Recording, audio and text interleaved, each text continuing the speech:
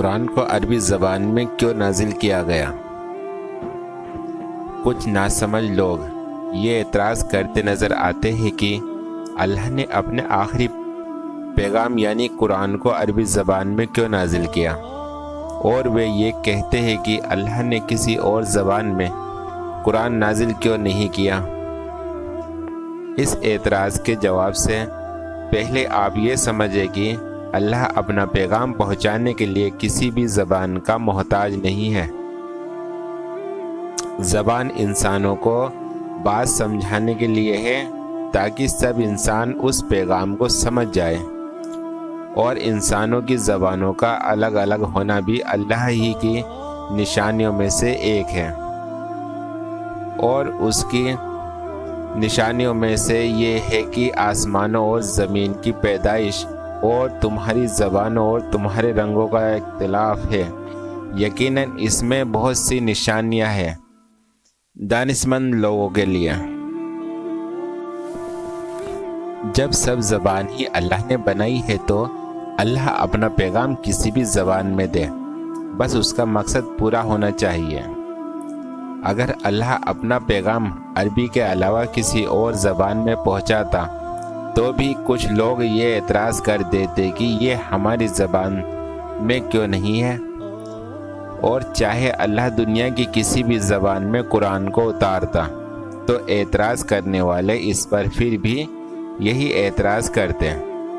اس استھتی کا صرف ایک ہی حل تھا کہ اللہ دنیا کی سب زبانوں میں سے کسی ایک زبان کا انتخاب کرے، اور جس قوم کی وہ زبان ہو وہ سب سے پہلے اسے اچھی طرح بات پہنچا دے، اور پھر اس کے بعد اللہ اس قوم کو ذمہ داری دے دے کہ اب اٹھو اور پوری دنیا کے سب لوگوں تک یہ پیغام انہی کی اپنی زبان میں پہنچا دو۔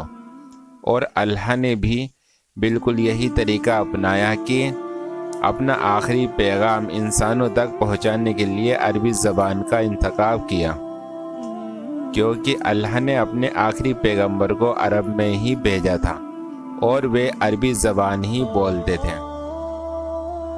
اس لیے اللہ نے سب سے پہلے اپنے پیغمبر کے ذریعے اس قرآن کو عربوں تک پہنچایا، اور پھر ان کی یہ ذمہ داری لگا دی کہ اس قرآن کو سب انسانوں تک پہنچا دے۔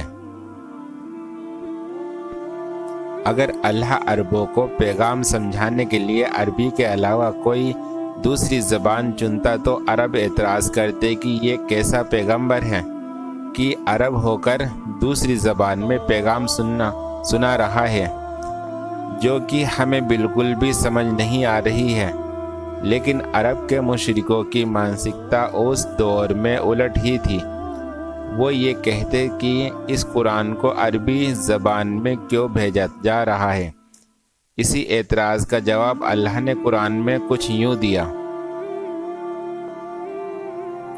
اگر ہم اس کو عظمی غیر عربی قرآن بنا کر بھیجتے تو یہ لوگ کہتے کیوں نہ اس کی آیتیں کھول کر بیان کی گئی۔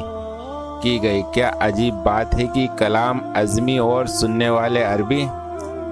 ان سے کہو کہ یہ قرآن ایمان لانے والوں کے لیے تو ہدایت اور شفا، بیماری دور کرنے والا ہے، مگر جو لوگ ایمان نہیں لاتے ان کے لیے یہ کانوں کی ڈانٹ اور آنکھوں کی پٹی ہے۔ ان کا حال تو ایسا ہے جیسے ان کو دور سے پکارا جا رہا ہو۔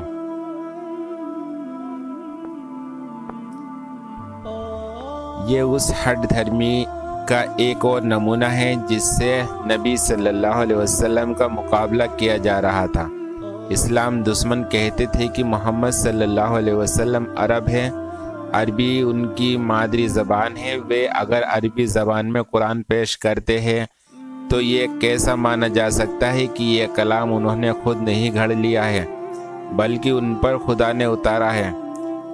ان کے اس کلام کو خدا کا اتارا ہوا کلام تو اس وقت مانا جا سکتا تھا جب یہ کسی ایسی زبان میں یکایک دھواں دھار تقریر کرنا شروع کر دیتے جسے یہ نہیں جانتے، مثلاً فارسی یا رومی یا یونانی۔ اس پر اللہ فرماتا ہے کہ اب ان کی اپنی زبان میں قرآن بھیجا گیا ہے، جسے یہ سمجھ سکے، تو اس کو یہ اعتراض ہے کہ عرب کے ذریعے سے عربوں کے لیے عربی زبان میں یہ کلام کیوں اتارا گیا۔ لیکن اگر کسی دوسری زبان میں یہ بھیجا جاتا تو اس وقت یہی لوگ یہ اعتراض کرتے کہ یہ معاملہ بھی خوب ہے، عرب قوم میں ایک عرب کو رسول بنا کر بھیجا گیا، مگر کلام اس پر ایسی زبان میں اتارا گیا ہے جسے نہ رسول سمجھتا ہے نہ قوم۔ عربوں کے لیے عربی میں ہی قرآن کا ہونا عقل کے مطابق ہے، اور اسی بات کو اللہ قرآن میں بار بار عربوں کو سمجھا رہا ہے کہ ہم نے اسے عربی زبان کا قرآن بنایا ہے تاکہ تم سمجھ سکو۔ اور آپ ہمارے چینل پہ نئے ہیں تو ہمارے چینل کو سبسکرائب کریں، لائک، کمنٹس اور شیئر کرتے جائیں۔ السلام علیکم ورحمۃ اللہ وبرکاتہ۔